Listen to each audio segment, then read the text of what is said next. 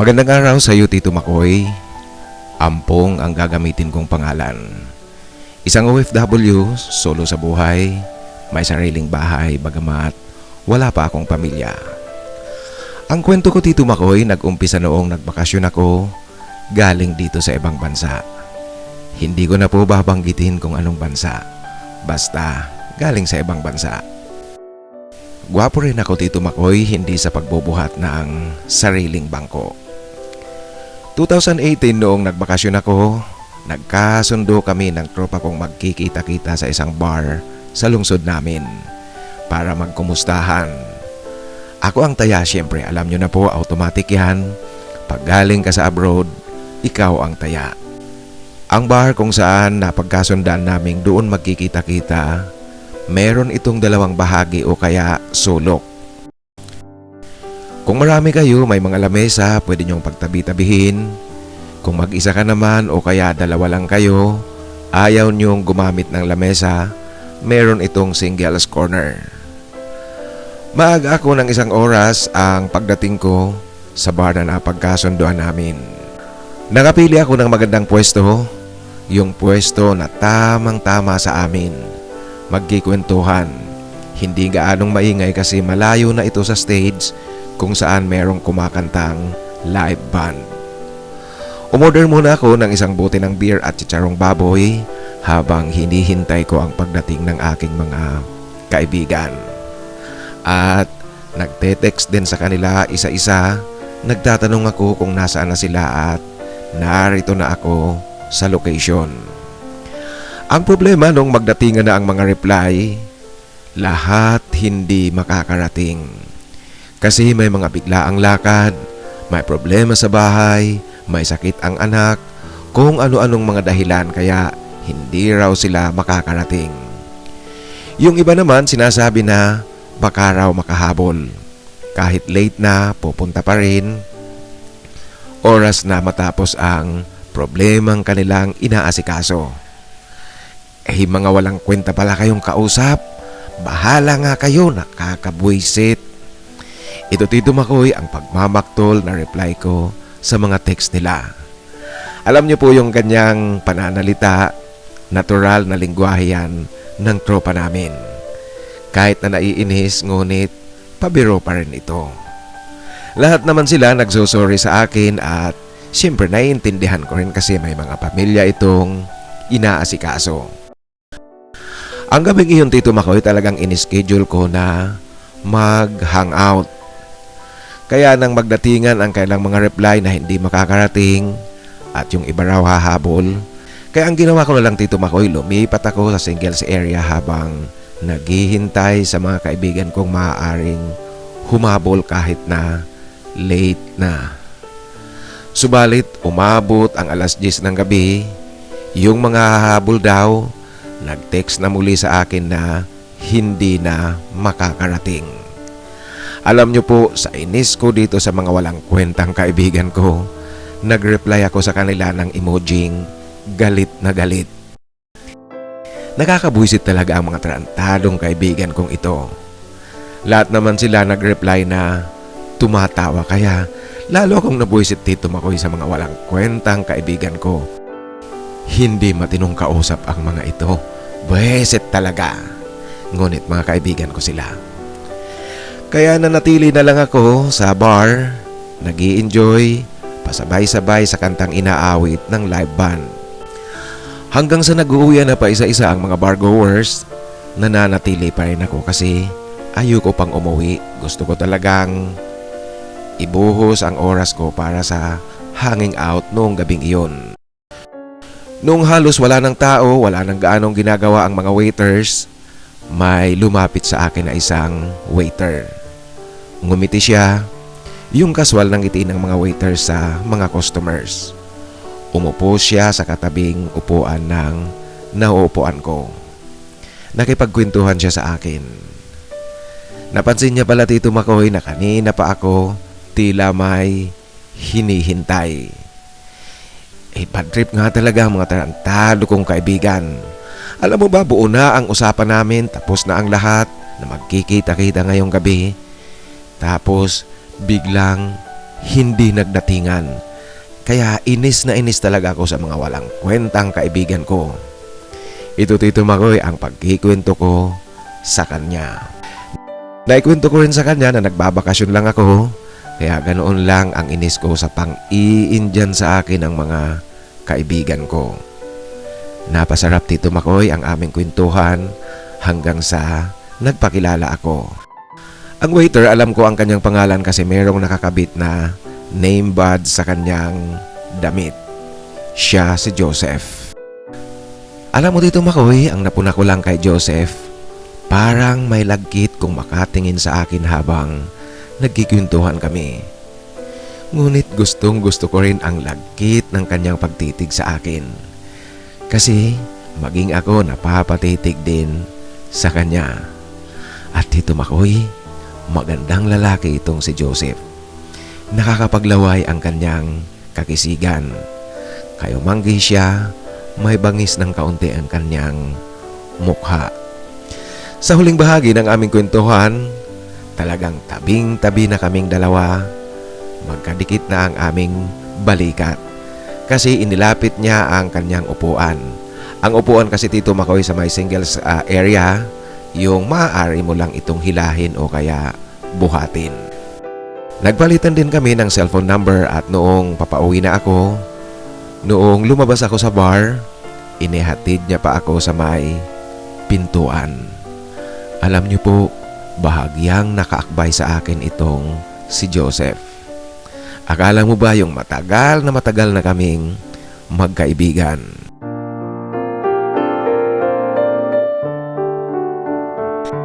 Isang araw, bigla akong nakatanggap ng text mula kay Joseph. Nagtatanong kung libre raw ako, pupunta siya sa bahay, may dalang inumin. Yung mga natira ng customer na mamahaling alak na iniwan lang sa lamesa, yun ang kanyang bitbit. Day off niya raw kasi, kaya tatambay siya sa bahay kung pwede. Alam mo Tito Makoy, yan kasi ang ginagawa ng mga waiters. Yung mga mamahaling alak na hindi naubos ng mga customers, iniwan lang sa lamesa, kinukuha nila ito. Tama nga naman kasi sayang naman, mamahalin pa namang alak. Subalit Tito Makoy, nagulat din ako sa kanyang text kasi hindi ko inaasahan ito. Yung plano niyang pagpunta sa bahay. At yun nga, pumunta siya sa bahay, merong daladalang mga mamahaling alak. 3 bote ang kanyang daladala, bagamat lahat may bawas na, ngunit marami pa ang laman ng mga ito. Naganda na lang ako ng pulutan, pritong tapa, bacon at meatloaf. Kaming dalawa lang naman ang nasa bahay. Alam nyo na po, meron akong sariling bahay kahit na wala pang pamilya. Ako lang ang nakatira rito. At sa aming pagkikwentuhan noong nasa bahay na siya, napuna ko na naman sa kanya. Marami siyang mga tanong na personal.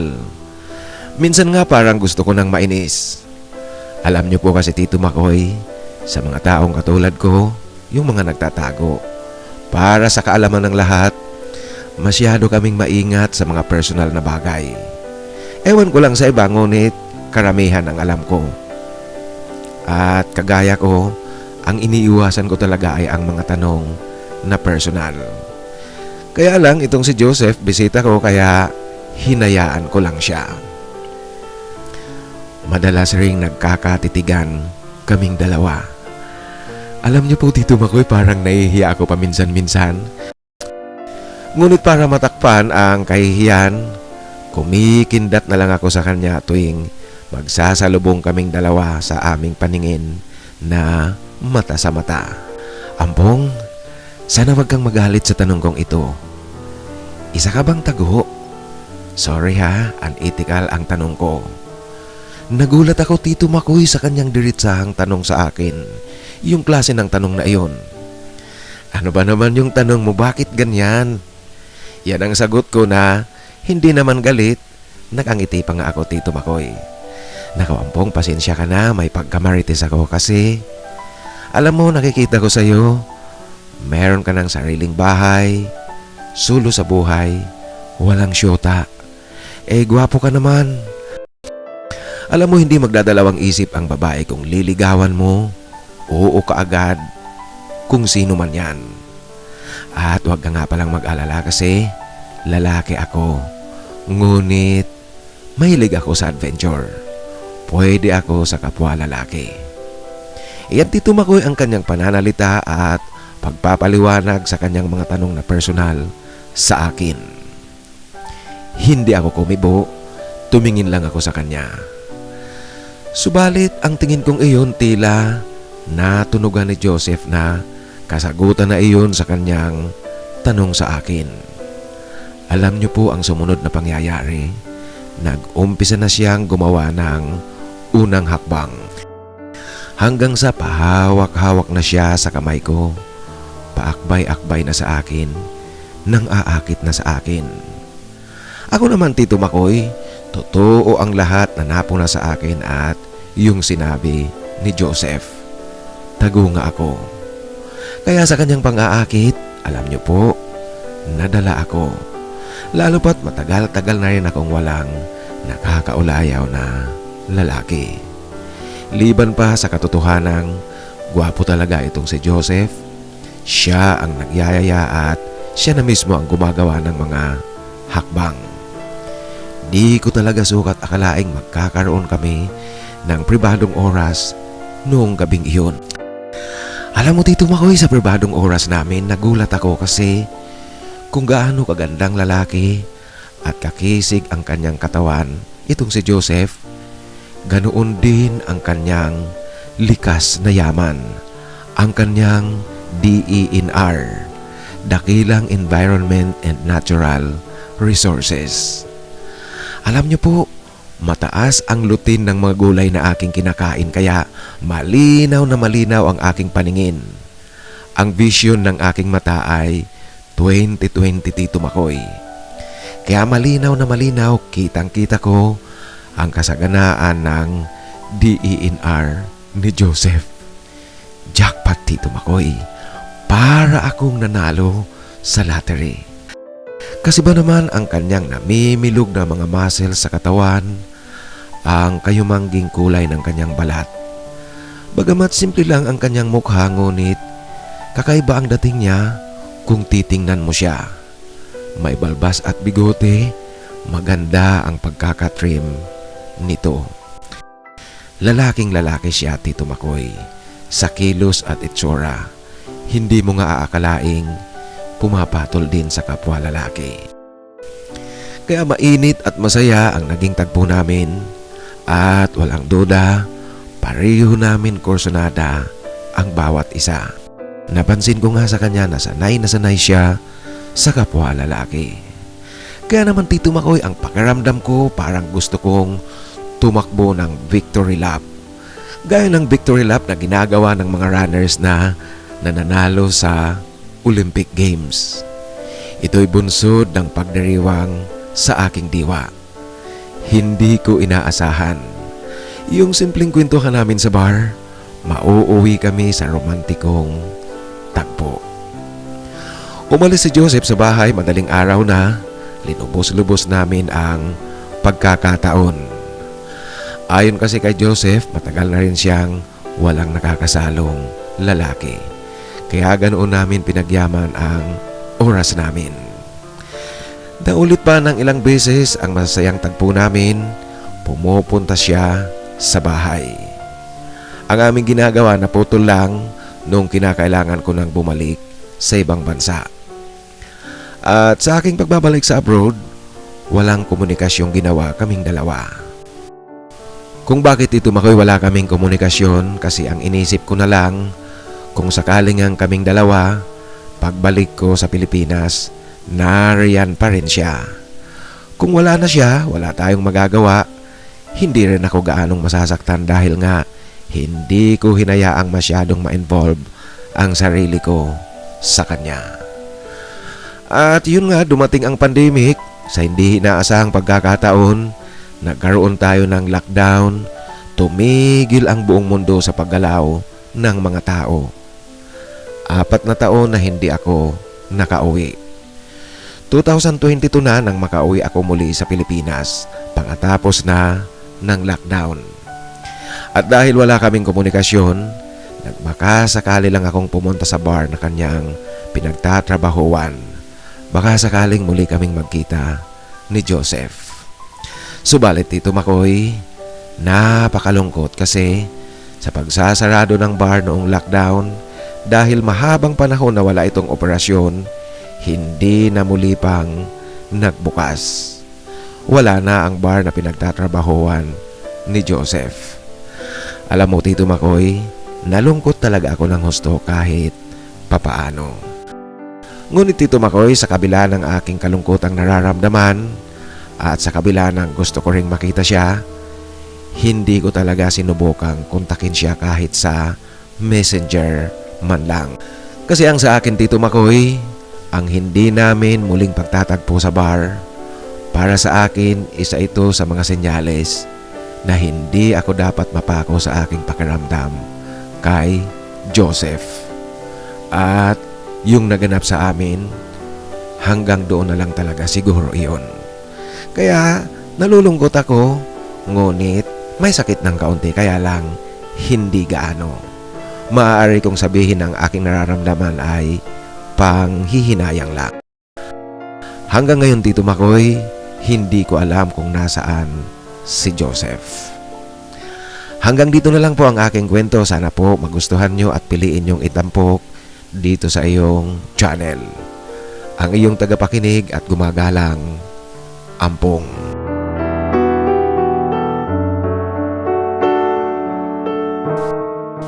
Maraming salamat Ampong sa pagbabahagi mo ng iyong kwento. Alam mo tama yung ginawa mo. Kaya kahit na nasaktan ka ng kaunti, hindi ka gaanong nasaktan kasi yung ginawa mong hindi mo hinayaan ang sarili mong ma-involve ng husto kay Joseph. Tamang-tama lang talaga yun. At malay nga natin pala, baka sa huli magkita rin kayo. Ngunit kung hindi naman kayo magkita muli, hindi ka gaanong nasaktan. Sa muli, maraming salamat sa pagbabahagi mo ng iyong kwento. Ngayon mga kaibigan, sa ating shoutout, bago nga pala ang pag-shoutout ko sa mga nagpapa-shoutout, meron lang akong update tungkol sa ating kapatid, isa sa mga naghahanap ng forever from Team B, si Robert Merapuente. Alam niyo po ang update ngayon kay Robert Merapuente, 3 buwan na pala sila ng kanyang karelasyon ngayon. Alam mo Robert, nakakatuwa ang update na yan. Kaya lang mga kaibigan, ang kanyang 3 buwan ng kaugnayan ngayon hindi galing sa ating channel, sa ating paghahanap. Nagtagpo yata sila sa Facebook. Ngunit ayon kay Robert, 3 buwan na sila sa kasalukuyan. At marami ang maiinggit dyan kasi batang-bata pala ang kaugnayan ngayon ni Robert. 21 years old daw ayon sa kanya. Naku Robert, alam mo natutuwa kami at masayang-masaya talaga kami sa update mong iyan. Sana tuloy-tuloy na maging matatag ang inyong relasyon. Sa ating mga nagpapa-shoutout, mula doon sa upload natin sa ating kwento ang nagpapa-5-6 na Indiano. Shoutout kay CJ ng Chicago, Illinois, USA. Maraming salamat CJ sa tuloy-tuloy na pakikinig. At gusto ko ring i-shoutout ang ating kapatid na nasa Norway. Shoutout kay Aaron Convicto. Ang kanyang handle name is Aaron Convicto 723. Maraming salamat sa iyo Aaron sa tuloy-tuloy na pakikinig at ingat palagi dyan sa Norway. Ganoon din gusto kong i-mention at i-shout out si Timothy Gonzales kahit na hindi siya nagpapa-shout out. Natuwa kasi ako doon sa kanyang comment na pag family stories pala, pinapakinggan niya ito habang nasa farm siya. Alam mo, Tim, natuwa ako nang marinig kong nang malaman kong isa ka palang farmer. Alam mo, ang farming kasi yan ang gusto ko ring balikan sa panahon na mag-retiro na ako kasi nakakaaliw talaga ang farming. Sa ating kasamahan na nagpapa-shout out, Buhat naman doon sa kwento sa upload na lihim na karanasan sa abroad, gusto kong i-mention si Victor Bueno ng Imus, Cavite. Shout out sa iyo, Victor Bueno ng Imus, Cavite. Maraming salamat sa pakikinig. At ang nagsulat naman ng comment, actually i-mention ko lang siya kasi natuwa ako sa kanyang comment. Doon naman sa matagal ng kwento, yung bakit iba ang kulay ng anak ko. Kung natatandaan nyo yung kwento ni Leo at JM, yung anak niyang si JM. Ang letter sender natin ay si Leo at ang nakakaawa doon sa kanyang kwento ay ang kanyang panganay na anak na si JM. Kung natatandaan nyo po mga kaibigan yung kwento na ang panganay ni Leo si JM, kayo manggi ang kulay ng balat, samantalang si Leo, ang kanyang asawa, maging ang pamilya ni Leo at pamilya ng asawa niya, mapuputi lahat. Kaya nagdududa siya na hindi niya anak si JM. Kung natatandaan niyo yung nagkaroon ng tumor sa utak, yung minamaltrato niya, yung kung nagagalit siya, tinatamaan palagi sa ulo si JM. Subalit, eventually nagkaroon ng problema sa kidney itong si Leo. Ang nag-donate ng kidney si JM. Doon sa kwentong iyon, ang comment ni Gloria Smooth 5407, napaiyak daw siya ng husto. Alam mo, Glo, yung pag-iyak mo na yon, yan ay tanda ng pagiging malambot na puso. Ang mga taong merong malambot na puso ay yung mga taong maganda ang kalooban. Maraming salamat sa tuloy-tuloy na pakikinig at shout out sa iyo, Gloria Smooth ng New Jersey, USA. Ingat kang palagi dyan. Ganoon din, shout out sa ating kapatid sa Dubai na si Adon Adon Vlogs. Maraming salamat sa iyo, Adon Adon Vlogs. At sa ating mga hinahanapan ng forever naman, ang babanggitin ko ngayon ay ang Team A. Para doon sa ngayon palang nakikinig sa ating kwentuhan, ang mga pangalang babanggitin ko po ay naghahanap sila ng forever. Kaya kung naghahanap kayo ng forever, pwede nyo silang kontakin. Naghahanap ng forever, Mr. Alvin Kalalang, Dominador Patawaran, Paulo Laison, Jason Hanson, Julius Espirito, Neil R., Sam Barreto, Ramon Sarmiento at si Chor Barrel. Yan po, naghahanap sila ng forever, pwede nyo silang kontakin. At ipaalala ko nga lang pala, itong mga naghahanap ng forever na kapatid natin, ang hinahanap talaga nila ay serious relationship. Hindi yung kung ano-ano lang, yung tawag lang ng laman. Kaya nga forever ang kanilang hinahanap. Kung naghahanap kayo ng forever, kontakin nyo sila.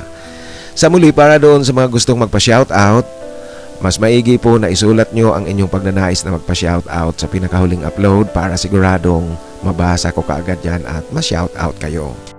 Sa mga nais namang magbahagi ng kanilang kwento, ipadala lang sa aking email titomarcos@yahoo.com.